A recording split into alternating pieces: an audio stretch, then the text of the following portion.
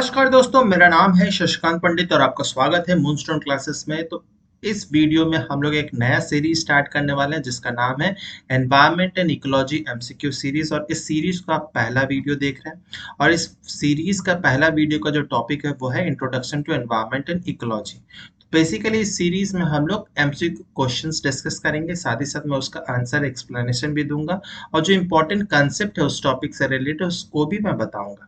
तो ये video series जो है हर कम्पिटिटिव एग्जाम्स के लिए इक्वली इंपॉर्टेंट रहेगी, क्योंकि हर कम्पिटिटिव एग्जाम्स में एनवायरमेंट एंड इकोलॉजी से रिलेटेड क्वेश्चंस आते ही आते हैं। तो बेसिक बेसिक क्वेश्चन जो है उसको मैं डील करूंगा ताकि आपको हार्ड से हार्ड क्वेश्चन भी आप इजीली सॉल्व कर पाएंगे। ठीक है, तो इस वीडियो सीरीज को और इस वीडियो को बेसिकली अंत तक जरूर देखिएगा और अगर पसंद आए तो लाइक शेयर सब्सक्राइब जरूर कर दीजिएगा। अगर आप अन्य वीडियोस देखना चाहते हैं जैसे कि जनरल साइंस का या फिर करंट अफेयर्स से रिलेटेड, तो उसका लिंक जो है डिस्क्रिप्शन बॉक्स और पिन कमेंट में मिल जाएगा, आप वहां से देख सकते हैं। तो चलिए इस वीडियो सीरीज को स्टार्ट करते हैं। तो सबसे पहला हमारा क्वेश्चन ले लेते हैं कि what is the primary focus of ecology, यानी बेसिकली इकोलॉजी होता क्या। ऑप्शंस क्या दिए गए हैं, study of animals, the study of human population, the study of interaction between the organisms and the environment, the study of the physical geography. तो ecology जो है बेसिकली दो शब्दों से मिलकर बना है। ठीक है, तो लॉजी का तो मतलब आपको पता ही होगा, लॉजी यानी स्टडी करना। ठीक है, इको मीन्स क्या होता है, बेसिकली होम होता है। ठीक है, तो आप जहां पर भी रहते हैं, हम लोग जैसे घर में रह रहे हैं तो वहां का जो स्टडी है उसको हम लोग कह सकते हैं आसान भाषा में ecology.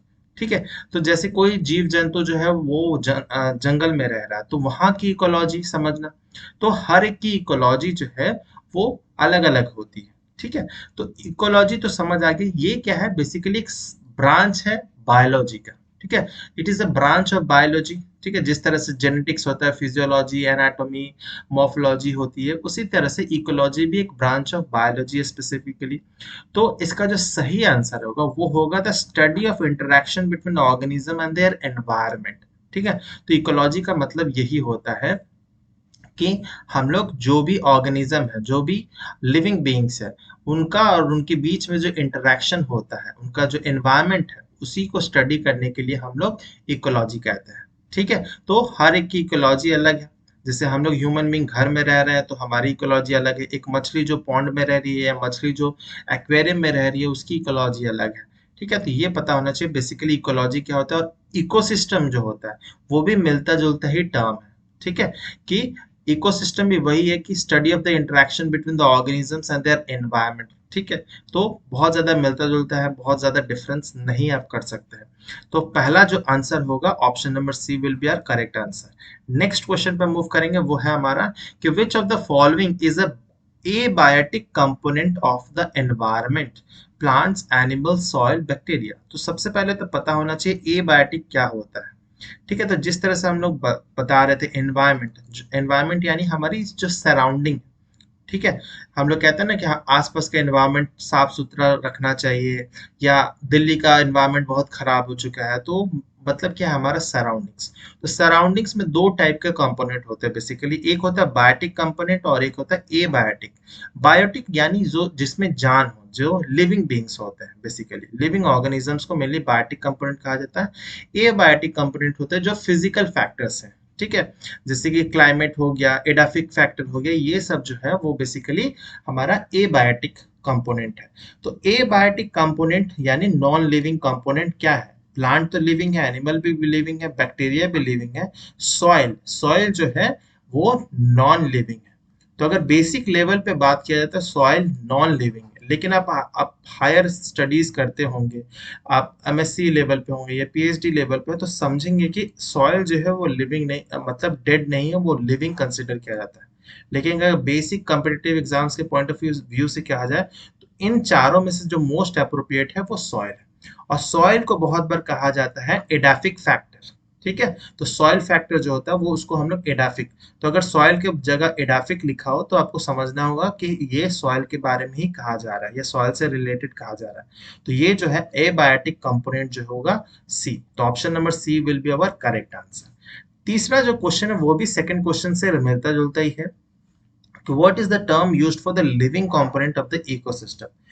Abiotic factor, biotic, non living component, chemical component. तो जैसे मैंने बताया दो कंपोनेंट होते हैं, बायोटिक एंड एबायोटिक। एबायोटिक यानी नॉन लिविंग, ठीक है। तो जैसे कि उसमें विंड आ जाता है, सनलाइट आ जाता है, ठीक है, सॉइल आ जाता है, टेम्परेचर आ जाता है, एटमोस्फियर आ जाता है, वाटर आ जाता है। इन सब में कोई जान तो नहीं है, तो इसीलिए ये एबायोटिक फैक्टर्स हैं। ये बहुत ज्यादा इंपॉर्टेंट रोल प्ले करते हैं बायोटिक फैक्टर्स पे, ठीक है। क्योंकि अगर बारिश बारिश अगर नहीं होती, ये पानी नहीं होता है, तो क्या पेड़ उग सकता है? पेड़ नहीं होगा तो ऑक्सीजन नहीं होगा, तो बहुत कुछ, ये सारे ही दोनों ही फैक्टर जो है इंटर रिलेटेड है। इन दोनों में अगर कमी होती है, बहुत ज्यादा होता है, तो दोनों का ही जो इकोलॉजिकल बैलेंस है वो बिगड़ जाएगा। तो इकोलॉजिकल बैलेंस बिगड़ने से ही जो अभी सिचुएशन है, जो क्लाइमेट चेंज का सिचुएशन है या ग्लोबल वार्मिंग की जो बात की जा रही है, इसी के कारण होता है, क्योंकि ये जो ecological balance between the abiotic and the biotic factors वो डिस्टर्ब हो चुकी है, ठीक है। तो कौन सा टर्म हमें यूज करना है लिविंग कंपोनेंट के लिए? तो ऑब्वियसली हमारा option number B, biotic factor जो होगा वो आंसर होगा।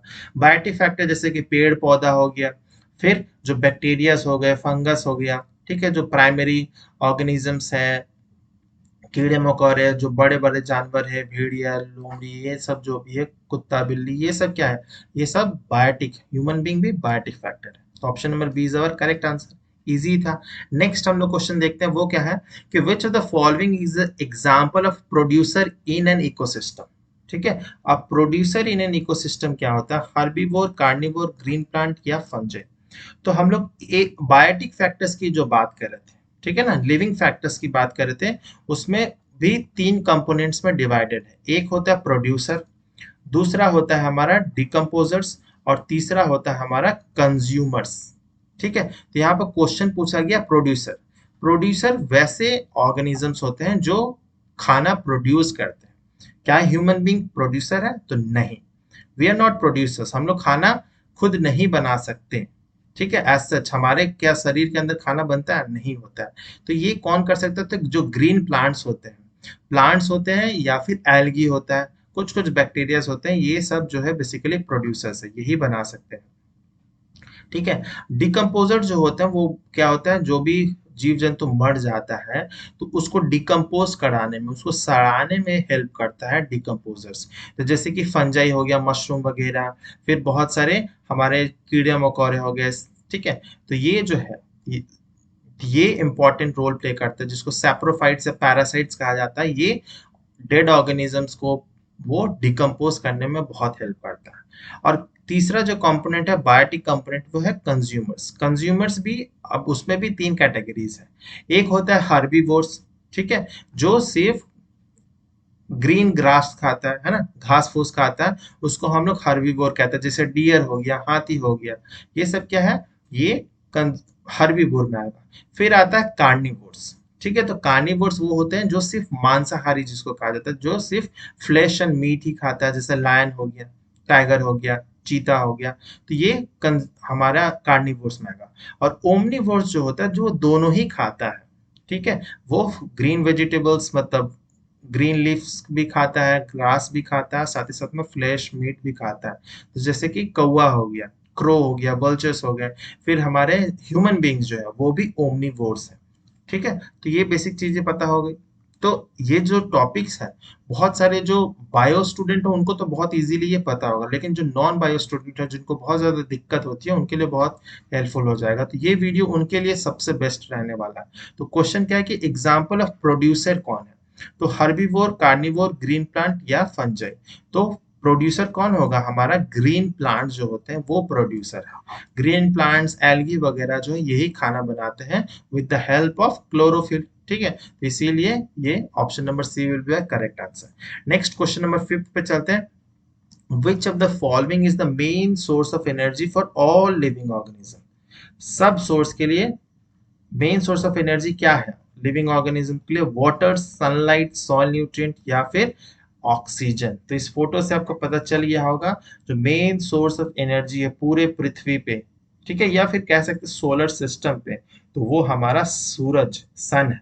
सनलाइट के बिना कोई भी काम, सन वो प्राइमरी सोर्स ऑफ एनर्जी है पूरे अर्थ पे, ठीक है। तो उसके बिना कुछ भी नहीं हो सकता है, तो बहुत बहुत इंपॉर्टेंट है। इसीलिए बहुत जगह क्या होता है सन की पूजा की जाती है क्योंकि बहुत ज्यादा इंपॉर्टेंस है।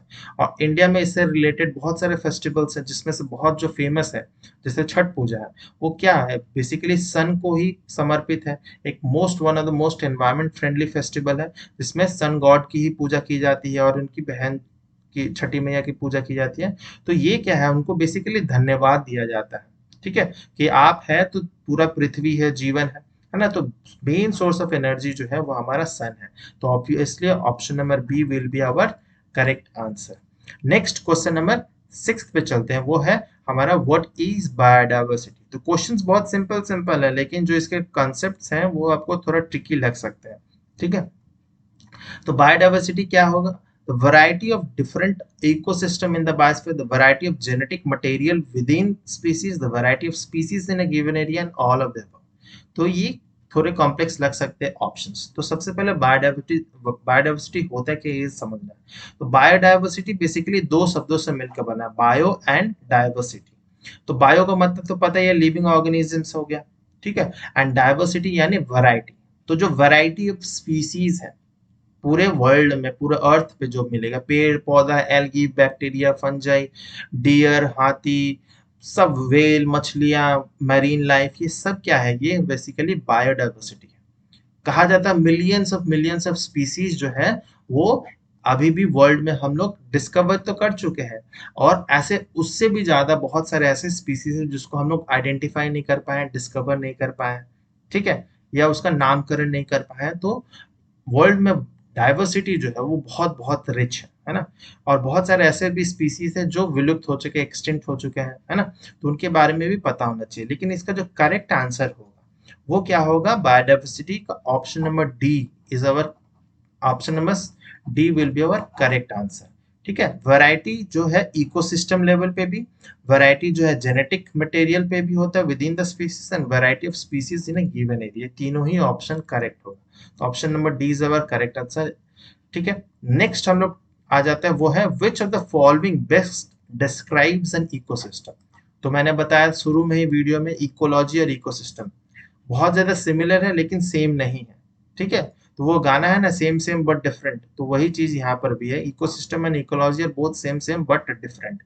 ऑप्शंस क्या है कि an collection of organism of the same species in a particular area, a community of organisms interacting with each other in the physical environment, a group of different species interacting within a single population, the total amount of energy available to a living organism। तो इसका जो best answer होगा ecosystem का, इस photo से आपको नजर आ रहा होगा। तो बेसिकली इकोसिस्टम क्या है? तो कम्युनिटी ऑफ ऑर्गेनिजम्स है, ठीक है, जो आपस में भी इंटरैक्ट कर रहे हैं और साथ ही साथ में जो नॉन बायोटिक या फिर ए बायोटिक फैक्टर्स है उसके साथ भी इंटरैक्ट कर रहा है। तो यहाँ पे देख सकते हैं बायोटिक कंपोनेंट क्या है, जैसे पेड़ हो गया, ये जो घास है, ये जो हिरन है, जो बैक्टीरिया है, प्रोटोजोआ है, ये पानी में जो मछलियां हैं, ये जो रेत में जो बैक्टीरिया प्रेजेंट है, इन ये सब क्या है? बायोटिक कंपोनेंट है। यहाँ पर आप देख सकते हैं हवा है, एटमोस्फेयर है, ठीक है, ये सनलाइट है, पानी है, ये क्या है? नॉन लिविंग है। तो इन सब के बीच में जो इंटरेक्शन हो रहा है उसी को ही मेनली इकोसिस्टम कहते हैं। और इसकी पढ़ाई को बेसिकली जो हम लोग करते हैं उसको इकोलॉजी कहते हैं। तो आपको समझ आ गया होगा कि ecology and ecosystem are different but same thing, concept लगभग सेम ही है। तो बहुत fine line between ecology and हमारा इकोसिस्टम, ठीक है। तो option number B is our correct answer. तो इकोसिस्टम जो है अलग अलग हो सकते हैं, जैसे कि ये वाले इकोसिस्टम अलग है। आप अगर एक्वेरियम है आपके घर में तो उसका इकोसिस्टम अलग होगा, ठीक है। आप एक कोई सुंदरबन डेजर्ट, सुंदरबन में गए हैं या डेजर्ट में गए हैं तो वहाँ का इकोसिस्टम अलग हो, वहाँ पर जीव जंतु अलग होंगे, वहाँ पर क्लाइमेटिक फैक्टर्स अलग होंगे। तो इकोसिस्टम बहुत ज्यादा वैरी करता है, ठीक है। तो इसके बारे में आने वाले जो वीडियोस होंगे उसमें और ज्यादा मैं डिटेल में बता दूंगा। तो ये थोड़ा इंट्रोडक्टरी क्लास, इसीलिए मैं थोड़े लिमिटेड नंबर ऑफ क्वेश्चंस रखा हूँ और बहुत इजी इजी रखा हूँ कि आपको समझ आए। Option number B is our correct answer. Next question पे मूव करेंगे, वो है हमारा the process by which green plant use sunlight to synthesize food from the carbon dioxide and water is called respiration, photosynthesis, decomposition, transpiration, ठीक है। तो ये तो क्लास 5 में ही आपने पढ़ा होगा कि the process by which green plants uses the sunlight to synthesize food with the help of carbon dioxide and water is called basically what? Photosynthesis. Option number B is our correct answer. ठीक है, ये तो पता है, लेकिन बहुत बार ये जो इक्वेशंस है ये भी आपको पता होना चाहिए कि ऑप्शंस में इक्वेशंस दे दिए होंगे तो पता होना चाहिए। ठीक है, तो मेन जो चीज है, ये जो लेफ्ट हैंड साइड पे उसको रिएक्टेंट कहा जाता है और ये जो हमारा प्रोडक्ट है। ठीक है, तो रिएक्टेंट क्या है? हमारा कार्बन डाइऑक्साइड बहुत जरूरत है और हमारे साथ साथ वाटर जरूरत है। ठीक है, दो चीजें हैं और साथ साथ में सनलाइट भी होना बहुत ज्यादा जरूरी है। तो आपने देखा होगा जिस पेड़ पौधे को धूप मिल रही है, सनलाइट मिल रहा है, तो वो अच्छे तरह से वो हरा भरा दिखता है। लेकिन आप एक प्लांट को धूप मत दीजिए, 2-3 दिन मत दीजिए, तो सनलाइट नहीं मिलेगा तो फोटोसिंथेसिस नहीं होगा, खाना नहीं बनेगा। खाना नहीं बनेगा तो पेड़ जो है धीरे धीरे मरने लगेगा। तो पूरे फोटोसिंथेसिस प्रोसेस में सनलाइट बहुत बहुत बहुत एसेंशियल है, बिना सनलाइट का नहीं होगा। अब क्या हो रहा है कि टेक्नोलॉजी डेवलप हो चुका है तो सनलाइट की जरूरत नहीं पड़ती है, हम लोग आर्टिफिशियल लाइट लगा देते हैं, उससे भी फोटोसिंथेसिस हो जाता है। लेकिन सनलाइट जो है वो नेचुरल है, बहुत इंपॉर्टेंट है और इजीली अवेलेबल है। बहुत जगह नहीं अवेलेबल होता है तो वहां पर ग्रीन हाउस बनाना पड़ता है, वहां पर वैसा बनाया जाता है। ठीक है, जो ठंडी डेज होती है। तो carbon dioxide and water is our reactant और साथ ही साथ हमारा सनलाइट। फोटोसिंथेसिस कहाँ होता है? तो जो green parts of the plant होता है, जो जैसे कि पत्ते हो गया, ग्रीन स्टेम हो गया, एल्गी हो गया, बैक्टीरियाज हो गए, कुछ कुछ बैक्टीरियाज में बेसिकली वहां पर फोटोसिंथेसिस होता है। और फोटोसिंथेसिस के लिए एक बहुत इंपॉर्टेंट पिगमेंट है जो प्लांट के लीव्स में प्रेजेंट होता है, उसको कहते हैं क्लोरोफिल। क्लोरोफिल के कारण ही ये जो है प्लांट पिगमेंट है, जिसके कारण ही फोटोसिंथेसिस हो पाता है। और इसके बाद में क्या होता है? कार्बोहाइड्रेट्स का फॉर्मेशन होता है। कार्बोहाइड्रेट जिसका नाम है ग्लूकोज, बेसिकली ग्लूकोज बनता है। और ग्लूकोज एक मोनोमर है, ठीक है, एक शुगर है, उसका बहुत सारे ग्लूकोज एक चेन बना लेता है, उस चेन को बोला जाता है सुक्रोज, सॉरी, उस चेन को मेनली बोला जाता है स्टार्च कहा जाता है। ठीक है, तो ग्लूकोज एक मोनोमर है। ठीक है, लेकिन स्टार्च क्या है? तो starch is basically a polymer है। ठीक है, और साथ ही साथ में ऑक्सीजन जो है वो बाई प्रोडक्ट है। तो फोटोसिंथेसिस का बाई प्रोडक्ट क्या है? ऑक्सीजन। बाई ऑक्सीजन जो है बाहर निकलता है और जो हमारे हमारे एनवायरमेंट के लिए बहुत ज्यादा इंपॉर्टेंट है। ठीक है, तो ऑक्सीजन भी इंपॉर्टेंट है और कार्बन डाइऑक्साइड भी इंपॉर्टेंट है। एक क्वेश्चन मैं कहता हूं आपको कमेंट सेक्शन में बताना है कि जिस तरह से अभी वर्ल्ड इंडिया जो अर्थ का जो ऑक्सीजन कंसंट्रेशन है लगभग 20 to 21% है। मान लेते हैं कि 20% से हम लोग इतना पेड़ लगा दिए कि ऑक्सीजन लेवल जो है 20% से बढ़कर 30% हो गया है। तो क्या चेंजेस हो सकता है अर्थ पे? तो ये जो है आप कमेंट सेक्शन में लिखिएगा, बहुत इंटरेस्टिंग क्वेश्चंस मैं फ्रेम कर रहा हूँ, तो आप कमेंट सेक्शन में जरूर लिखिएगा इसका आंसर क्या हो सकता है, कि अगर ऑक्सीजन लेवल बहुत ज्यादा बढ़ जाता है अर्थ पे तो क्या क्या हो सकता है चेंजेस, तो ये लिखिएगा। इससे रिलेटेड एक शॉर्ट वीडियो जो है वो अपलोडेड है, आप देख सकते हैं, उसमें आपको आंसर मिल जाएगा आपको अगर पता नहीं है। तो option number B is our correct answer. Next question पर मूव करेंगे, वो है हमारा question number 9। Which of the following is an example of a keystone species? A lion in a grassland ecosystem, a bee pollinating a flower, a sea otter in a kelp forest, a deer in a forest। तो option, ये जो photo है आपको इससे answer तो पता चल गया होगा कि ऑप्शन नंबर सी जो होगा करेक्ट होगा। लेकिन की स्टोन स्पीसीज होता क्या है? तो की स्टोन स्पीसीज वो स्पीसीज होता है, आसान भाषा में बताएं तो अगर आपकी फैमिली है तो वो वन इम्पॉर्टेंट पर्सन जो वो फैमिली को होल्ड करके रखा है, उस फैमिली को फैमिली बनाने में इम्पॉर्टेंट रोल प्ले कर रहा है। जैसे कि कोई भी फैमिली हो उसमें जो मदर होती है वो सबसे इम्पॉर्टेंट होता है ना। फादर भी इम्पॉर्टेंट है लेकिन मदर जो होती है पूरे फैमिली को एक साथ रखने में बहुत ज्यादा इंपॉर्टेंट रोल प्ले करती हैं। ठीक है, लेकिन मेल जो है पेरेंट्स, स्पेशली जो पापा होते हैं, वो क्या होता है अंडरडॉग्स होते हैं, उनको उतना इंपॉर्टेंस नहीं दिया जाता। लेकिन मैं जस्ट एक जनरल बता रहा हूँ कि अगर फीमेल जो हमारी माँ है अगर वो बहुत इंपॉर्टेंट रोल प्ले करी है, कोई भी पर्सन है जो पूरे फैमिली को इकट्ठा रहने में, वो बांध कर रखने में हेल्प कर रहा है, उसी को ही मेनली की स्टोन कहा जाता है। तो अगर हम लोग वाइल्ड लाइफ में देखा जाए तो वो स्पीसीज जो बेसिकली पूरे इकोसिस्टम को होल्ड कर के रखता है, जो बहुत इंपॉर्टेंट एक रोल प्ले कर रहा है, ठीक है, वो होता है कीस्टोन स्पीसीज। जैसे कि हम लोग एक एलिफेंट कह सकते हैं, एक जंगल में एलिफेंट जो है वो बहुत इंपॉर्टेंट रोल प्ले करता है, ठीक है। लेकिन एक लायन इन ग्रासलैंड इकोसिस्टम बहुत ज्यादा कुछ रोल नहीं करता है, ठीक है। तो वो बेसिकली लायन क्या करता है, जो हर्बीवोरस ग्रासलैंड में जो भी हर्बीवोरस एनिमल होता है उसी को खाता है, बहुत ज्यादा रोल नहीं प्ले करता है। बी पॉलिनेटिंग है फ्लावर बी, वो बाई चांस एक पॉलिनेशन हो रहा है, एक्चुअल तो बी जो है वो नेक्टर निकाल रहा है, ठीक है। तो वो भी ऑप्शंस नहीं होता। डियर इन अ फॉरेस्ट भी अप्रोप्रिएट आंसर नहीं होगा। लेकिन जो सी ऑटर इन केल्प फॉरेस्ट है, तो देख सकते हैं ये जो मरीन इकोसिस्टम है उसके नीचे जो केल्प फॉरेस्ट होता है, सीवीड्स होते हैं, वो उसको क्या में करता है, कंट्रोल करने में बहुत ज्यादा हेल्प करता है, ठीक है। और पूरे जो मरीन इकोसिस्टम है उसको बैलेंस बनाने में ये सी ऑटर्स बहुत इंपॉर्टेंट है। जो सी अर्चिन्स क्रिएचर्स होते हैं उसको भी, इसका जो पॉपुलेशन है वो बहुत ज्यादा ना बढ़ जाए, उसको भी हेल्प करता है ये। तो बहुत ज्यादा इंपॉर्टेंट रोल प्ले करता है। की स्टोन स्पीसीज के बारे में उम्मीद करता हूँ आपको समझ आ गया, बहुत सिंपल टर्म्स में मैंने बताया। नेक्स्ट क्वेश्चन नंबर 10 पे आते हैं। The term ecological footprint refers to what? ठीक है, the amount of land required to produce the food for an individual, the total area of an ecosystem, the impact of human activities on the environment, the natural resources available in a region। ठीक है, तो इसका सही answer क्या होगा, तो option number C, the impact of human activities on the environment. हम लोग जो काम कर रहे हैं पूरे अपने दिनचर्या में, उससे कितना ज्यादा एनवायरनमेंट पे इम्पैक्ट हो रहा है, उसी को मेनली इकोलॉजिकल फुटप्रिंट है। मान लेते हैं वहां पर दो पर्सन है, एक पर्सन है इंडिया का, ठीक है, और एक पर्सन है यूएसए का, ठीक है। तो आप कहिए किसका ज्यादा इकोलॉजिकल फुटप्रिंट होगा, तो ऑब्वियसली जो यूएसए में रहता होगा उसका इकोलॉजिकल फुटप्रिंट ज्यादा होगा, क्योंकि वो बहुत ज्यादा कंज्यूम कर रहा होगा अलग अलग फील्ड में। चाहे वो खाना बनाने के लिए अलग अलग फील्ड कर रहा हो, तो गार्बेज भी बहुत ज्यादा वेस्ट भी जनरेट कर रहा होगा, ठीक है। फिर वो उसके पास पैसा होगा तो ऑब्वियसली उसके पास व्हीकल होगा, खुद की प्राइवेट व्हीकल होगी, तो उसे ऑब्वियसली पॉल्यूशन कॉज कर रहा होगा, ठीक है। पेट्रोल डाल रहा होगा, फ्यूल डाल रहा होगा, गैस यूज कर रहा होगा, जो इलेक्ट्रॉनिक सामान है वो भी बहुत ज्यादा यूज कर रहे होंगे, है ना। तो वैसे जो बहुत ज्यादा यूज कर रहा है, ठीक है, तो उससे क्या होता है, इकोलॉजी, जो हमारा इकोलॉजिकल बैलेंस है वो डिस्टर्ब होता है, बहुत ज्यादा पॉल्यूशन क्रिएट होता है, ठीक है।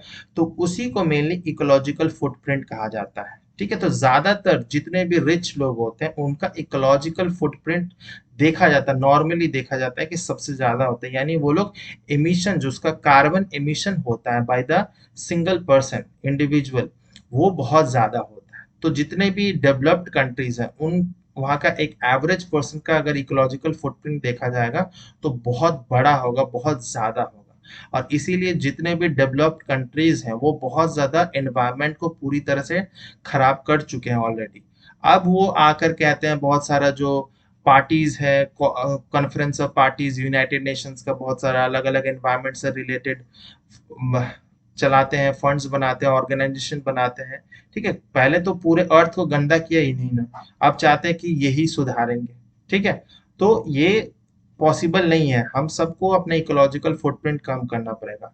आप मान लेते हैं सबसे ज्यादा जो कम प्रोड्यूस एमिशन कौन कर रहा है, तो जो गांव के लोग होते हैं, ठीक है, जो बहुत ज्यादा एमिशन नहीं करते हैं, ठीक है, बहुत इलेक्ट्रिसिटी कंज्यूम में नहीं करते हैं, व्हीकल्स बहुत ज्यादा यूज नहीं करते हैं, साइकिल यूज करते हैं, बहुत ज्यादा गार्बेज नहीं जनरेट कर रहे हैं, खेती बाड़ी कर रहे हैं, तो ऑब्वियसली कुछ ना कुछ हम लोग जो भी कुछ कर रहे हैं उसमें कुछ ना कुछ कार्बन एमिशन तो होता है। लेकिन जो पुअर लोग होते हैं, गरीब लोग होते हैं, उनका कार्बन एमिशन कम होता है, तो उनका इकोलॉजिकल फुटप्रिंट भी कम होता है। तो आसान भाषा में आपको समझ आ गया होगा। नेक्स्ट हम लोग करेंगे वो है, विच of the following process is a part of the water cycle, erosion, evaporation, photosynthesis, decomposition. तो हाइड्रोलॉजिकल साइकिल यानी वाटर साइकिल पता ही है, तो ये पार्ट कौन सा है वाटर साइकिल में, तो जैसे देख सकते हैं कि प्लांट से जो वाटर वेपर रिलीज होता है उस प्रोसेस को क्या कहा जाता है, तो ट्रांसपीरेशन। तो release of water in the form of water vapours from the green parts of the plant, इस प्रोसेस को मेनली ट्रांसपीरेशन कहा जाता है, ठीक है। फिर जो समुद्र होता है या रिवर है, वाटर बॉडीज है, वहां से क्या होता है, सन की जो रोशनी पड़ती है उसके कारण क्या होता है, गर्म होता है, गर्म होता है तो इवेपोरेशन होता है, ठीक है, इवेपोरेशन होता है, फिर वो क्लाउड्स बनाता है, क्लाउड्स बनाकर वो फिर कंडेंसेशन होता है, कंडेंसेशन के बाद में वो प्रेसिपिटेशन होता है। तो ये वाटर साइकिल बेसिकली पता ही होगा। तो ये वाटर साइकिल का कौन सा पार्ट होगा? तो obviously option number B, evaporation जो होगा इसका पार्ट होगा। तो option number B is our correct answer. ये बेसिक बेसिक चीजें हैं, लेकिन बहुत बार क्या होता है एग्जाम में इजी क्वेश्चंस में गलत हो जाता है। तो कंसेप्ट अगर आपको क्लियर होगा तो हो जाएगा। और बहुत इंपॉर्टेंट चीज है कि सारे ऑप्शंस पढ़ना बहुत ज्यादा जरूरी है। और जब भी आप बबल्स फिल कर रहे हैं तो उससे पहले एक बार क्रॉस चेक करना भी बहुत जरूरी है। बहुत बार एक्साइटमेंट में हम लोग देखते हैं कि इजी क्वेश्चन है इसका, तो बहुत ज्यादा गलत भी फील कर देता है, तो बहुत दिक्कत होता है स्पेशली पेन पेपर वाले एग्जाम्स में। नेक्स्ट हम लोग कवर करेंगे वो है in an ecological pyramid which level typically has most biomass. ठीक है, किसमें बायोमास है? Producers, primary consumer, secondary consumer या टर्शियरी कंज्यूमर। तो इकोलॉजिकल पिरामिड जो बेसिकली है एक इकोलॉजी का कंसेप्ट है जो बेसिकली शो करता है कि किस तरह से बायोमास जो है वो एक ट्रॉपिक लेवल से दूसरा ट्रॉपिक लेवल में जाता है, तो किस तरह से चेंज होता है, चाहे वो बायोमास हो, नंबर हो, एनर्जी हो, सब चेंज होता है। तो ये जो अलग अलग स्लैब्स हैं उसको हम लोग ट्रॉपिक लेवल कहा जाता है। जैसे कि ये फर्स्ट ट्रॉपिक लेवल है, ये सेकंड है, ये थर्ड है और ये फोर्थ है। सन जो है हमारा प्राइमरी सोर्स ऑफ एनर्जी है। तो यहाँ पर बायोमास की बात की जा रही है। तो जो फर्स्ट ट्रॉपिक लेवल होता है उसको मेनली प्रोड्यूसर कहा जाता है। सेकंड जो होता है वो हम लोग बेसिकली प्राइमरी कंज्यूमर कहते हैं। फिर सेकंड वाले को हम लोग, तीसरे वाले को हम लोग कहते हैं सेकेंडरी कंज्यूमर। ठीक है,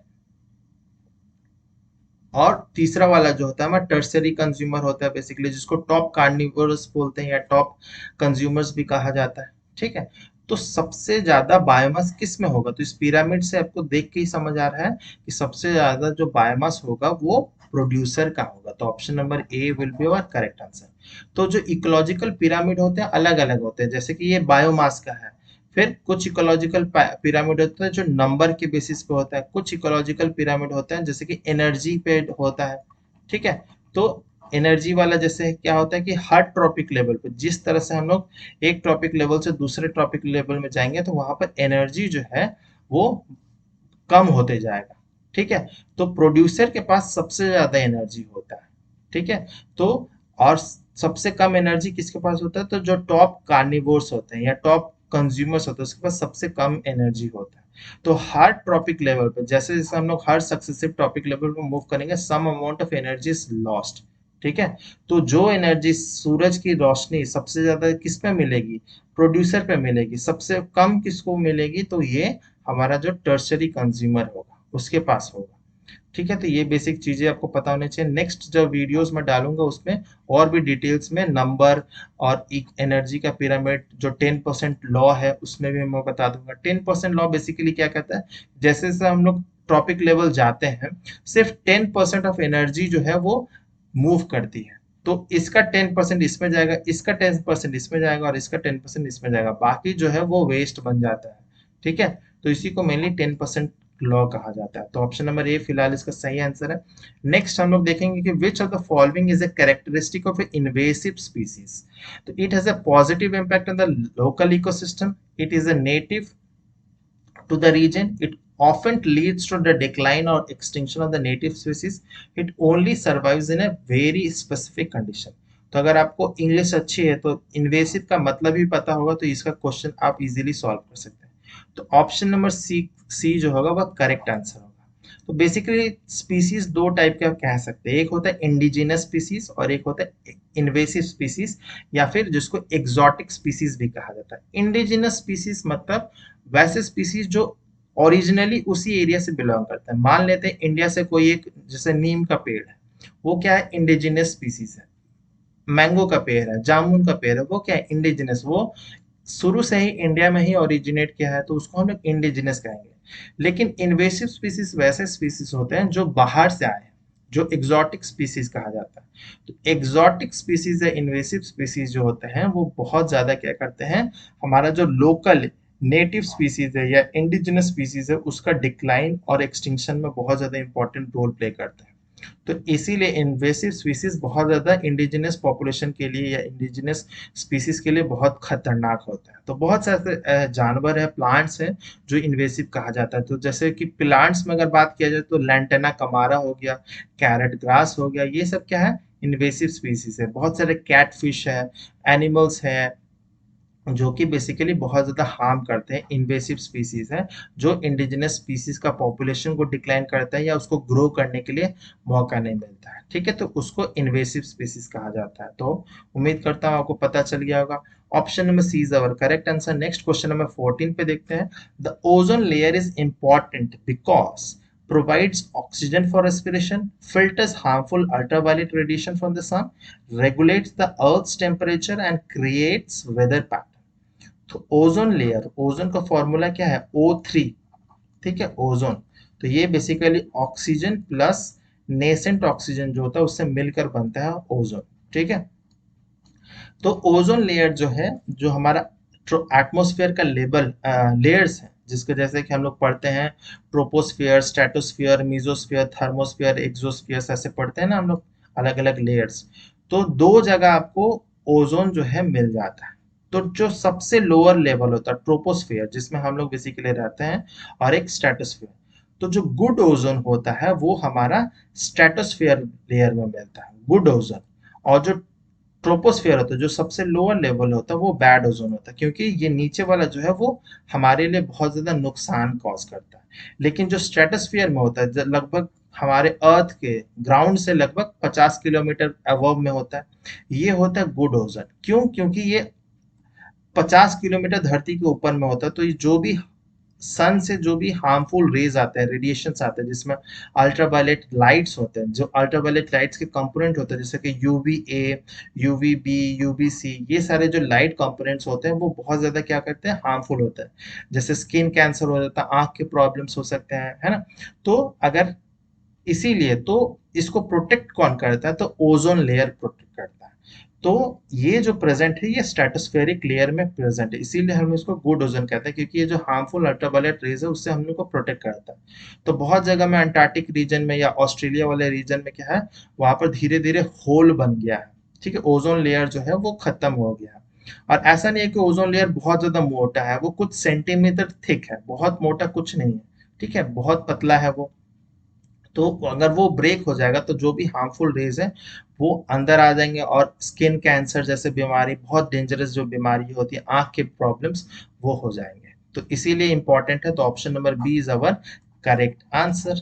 नेक्स्ट क्वेश्चन पे मूव करेंगे, और इस वीडियो का ये आखिरी क्वेश्चन होगा कि what is sustainability in the context of environmental science. तो ये एमसीक्यू फॉर्मेट में भी आता है और साथ ही साथ सब्जेक्टिव क्वेश्चंस में तो ये ऐसे सस्टेनेबल डेवलपमेंट से रिलेटेड आता ही आता है। ठीक है, ऑप्शन है कि ability to meet the needs of the present without compromising the ability of the future generation to meet their own needs, ability to increase industrial production without harming the environment, the conservation of resource for future use, the expansion of urban areas to meet the growing population needs। तो इसका most appropriate answer जो होगा option number ए होगा। बहुत आपने पढ़ा ही होगा कि ability to meet the present needs, ठीक है, without compromising the ability for future generation. ठीक है, तो उसी को मेनली सस्टेनेबल सोच समझ के जो डेवलपमेंट है, और जो सस्टेनेबल डेवलपमेंट गोल्स हैं 17 जो एसडीजीज हैं, उसको भी आपको पता होना चाहिए। बहुत बार एग्जाम से पूछ लिया जाता है 17 एसडीजीज क्या है, 2030 तक हमें ये अचीव करना है। जैसे कि हमें पॉवर्टी हटाना है, ठीक है, गरीबी, फिर हंगर को दूर करना है, गुड हेल्थ एंड वेलबींग हो गया, फिर क्वालिटी एजुकेशन, जेंडर इक्वालिटी, है ना, क्लीन वाटर एंड सैनिटेशन हो गया। ठीक है, तो ये सारे जो एसडीजीज है, climate actions, life below water, और उसके साथ साथ में नंबर्स के हिसाब से आपको याद करना पड़ेगा कि पहले नंबर पे कौन सा है, दूसरे नंबर पे कौन सा है। तो बहुत बार ऐसे क्वेश्चन जो है फ्रेम किए जाता है कि 9th एसडीजीज का नाम क्या है, ठीक है, 13 एसडीजीज वाला का नाम क्या है। तो ये 17 के 17 एसडीजीज जो है आपको पता होना चाहिए, बहुत इंपॉर्टेंट है, सस्टेनेबल डेवलपमेंट गोल। ठीक है, तो इसी तरह से हमारा जो क्वेश्चंस हैं वो कंप्लीट होते हैं। तो फर्स्ट वीडियो यहीं पे कंप्लीट होता है। उम्मीद करता हूँ आपको बहुत कुछ सीखने समझने मिला होगा।